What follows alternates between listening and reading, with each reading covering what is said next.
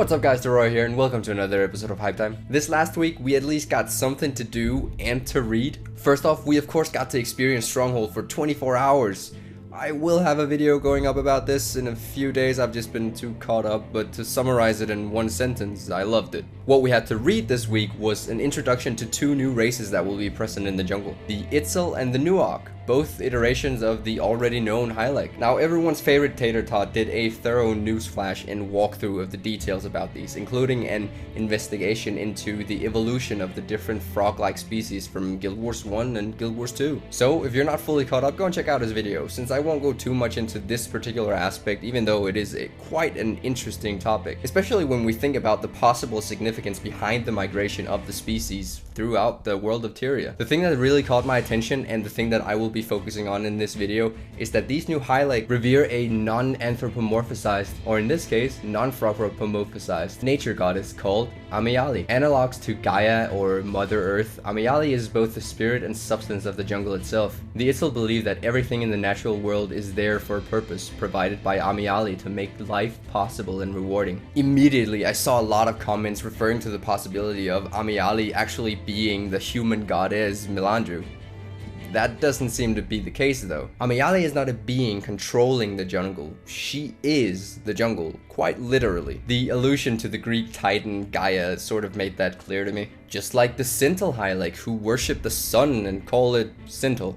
The different Hylek gods are those of simpler minds, or as ArenaNet put it in their blog post, non-frogropomorphized. Haha. Now, we actually don't know much about the Hylek religions apart from the few nitbits of information we got about Sintel, and so we actually don't know how thought through their different religions actually are. In this blog post though, ArenaNet did decide to make the allusion to the Greek titans, with Gaia curiously enough being the mother of Helios, the god of the sun. One thing we do know though from Guild Wars 1 is that the Hylek in general are inspired by ancient Egyptian and Aztec mythology, where we incidentally find that one of the lords of the night is called Itzli, or however you pronounce it, which coincides with the Itzel being thieves. One of the things I've always found most curious about the world of Tyria is their different beliefs in gods and godlike creatures. I just have an affinity for angels, I guess. And knowing that among the original drafts of the story of Guild Wars 2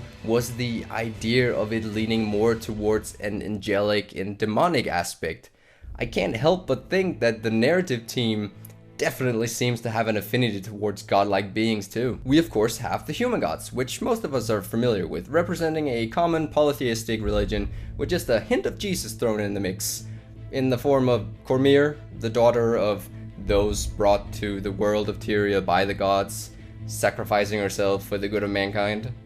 Yeah, that kind of story. One could of course argue that most religions contain this self-sacrificing individual, but let's just keep it simple here, I guess. Along the same lines as the human religion, we have the Norn shamanistic religion with the spirits of the wild. Then we have the Asura, worshipping the eternal alchemy, representing a deistic view with their rejection of religion but still acknowledging the great cosmic mechanism. Char represent true atheism in that they would rather fight a so-called god than worship it. This is of course, as we've seen in Guild Wars 1, an acquired knowledge through trial and error. Lastly, we have the Sylvari, initially born from the Pale Mother, not as worshippers per se, but are rather meant to portray an omnistic worldview open to anything. Though it could be argued that Sylvari may actually be seen to worship their mother, their creator, and adhering to the stone tablet of Ventari, just like we see in a monotheistic religion such as Christianity. Now, first of all, I won't claim to be an expert on the subject of Christianity in any way, so please don't crucify me in the comment section.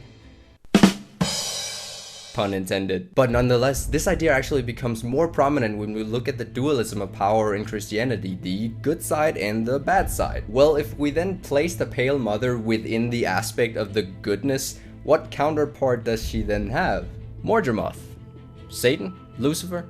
Call him whatever you want. The fact of the matter is that the Sylvari in this regard represent a dualistic power struggle. The funniest thing about this comparison then is the fact that the relation between good and evil have turned in regards to their power levels. It's no longer the good god who created the world and all around it, it's actually more like the bad one. Since we now know that Mordramoth created the Pale Mother, and that she then just decided to say, nope, I ain't following you, possibly due to Ventari's interference with his tablet of commandments, just like Moses. Well, then we end up with something like a reverse scenario of the banishment of Lucifer in the Bible. The angel that stood up to its creator and was cast out for it is now portrayed in the Pale Mother of the Sylvari. Now this is where it gets interesting. If we are to accept this idea, what are we then to assume about the theme of Heart of Thorns? Here we know that the Sylvari will face an inner struggle between following Mordramoth or the Pale Mother, thus not only representing the struggle of Sylvari, but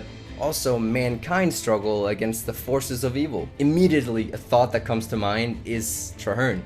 What will happen to him? It's way too easy story-wise to kill him off in the end. I guess I'm more in line with the idea of the story resembling that of the Book of Job or the Prodigal Son, where he would be tested, punished, and humiliated in front of all the people in the pact.